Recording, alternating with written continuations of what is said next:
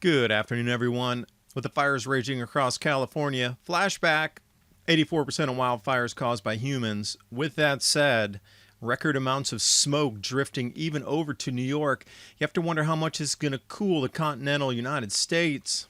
And just a week prior, record cold across the western states with massive amounts of snow. The largest temperature drop ever recorded from 97 degrees down to 30 with snow in a single day. Chinese farmers hoarding wheat, trying to beat the state-mandated prices. They're going to hold the stockpile versus selling it. You just have to wonder when government confiscation's coming in. This is going to be an interesting grand solar minimum harvest season.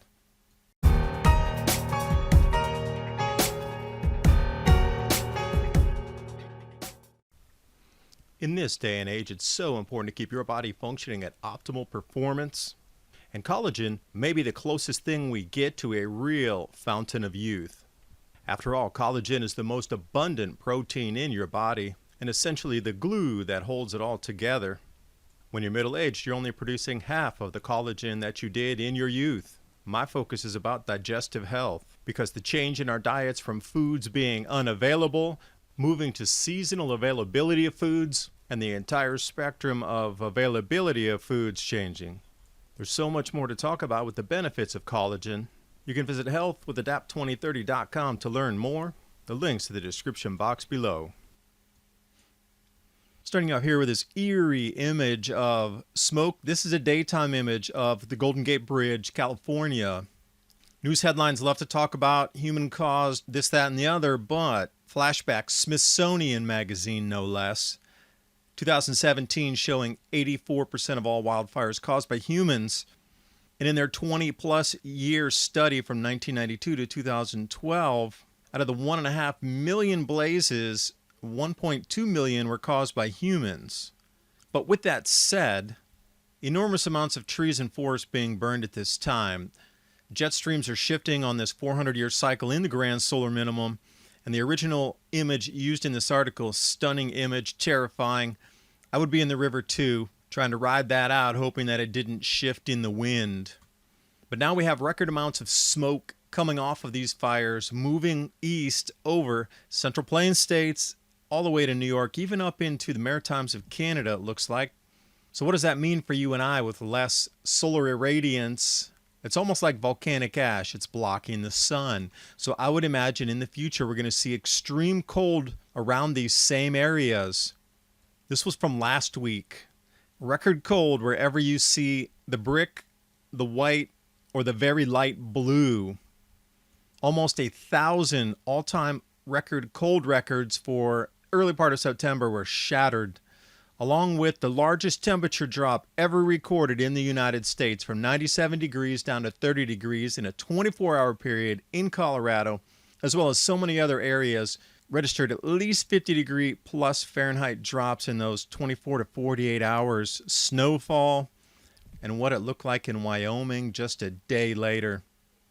These are winter storms coming in summer. And I've done a whole video on this talking about in the middle of the growing season, what this would do to the plants and how it would stunt the harvest, especially from Minnesota all the way up to Iowa, and these different frost and freeze warnings that came about at the same amount of time. So with all this smoke, you could expect temperatures to stay lower than average, just like you would after a volcanic eruption.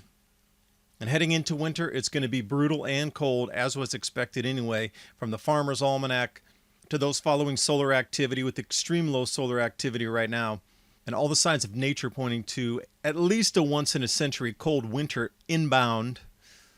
And it's about the food, the harvest in the United States, the no harvest happening down in Australia, the reduced harvest happening in China.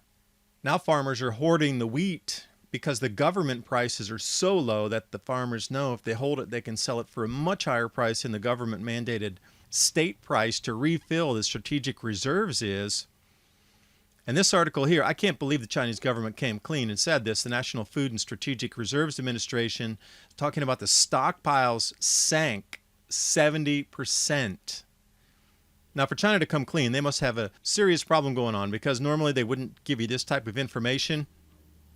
Lo and behold, I did go to the actual National Food Strategic Reserves Administration, linked below in Chinese. You'll have to translate this using a search engine.